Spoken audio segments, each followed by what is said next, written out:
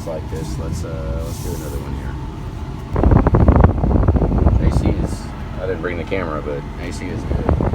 Shut the air off, let it blow warm a little bit, and then we'll get out and clean this thing. Tanner and Julie, they already have all the trim panels out, and the trim panels are gone. They cleaned those up, and so now we're gonna clean the outside, knock some dirt off. Let's take a look. Just some of this stuff like that's what I want to get off. I want to get rid of that, and there's normally a bunch down there, the crankcase vents, and I just want to knock a bunch of it off under here that we won't have to clean, and then underneath the truck. It's pretty addictive though when they let you do a car wash with a cart. I'll clean the heck out of it. Son of a 10 minutes. Here we go. I'm gonna get under here and actually knock all this mud off. You know,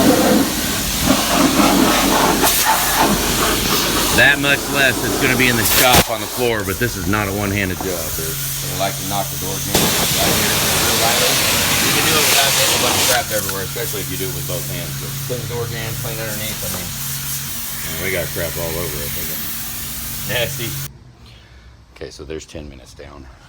We're pretty freaking dirty, but we got a lot off of it. We got a lot off. We're gonna do another 10 minutes. All right, we got it back in the shop. I know it's dark, but we're still cleaning stuff up, and we do have light here. It's just this is the hottest week of the year, and so if we don't need the light, we'll leave the light off. But he's all cleaned up and I'm plugged in because I was washing it and battery went dead.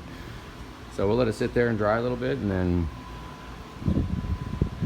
I just watched the end of that. We had to throw a little bit of light. We can't see here. We do have lights.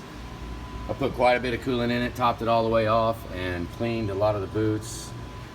All this always gets grime all over it, so I cleaned as much as we can before we take it apart. Tried to clean some of that plastic up there.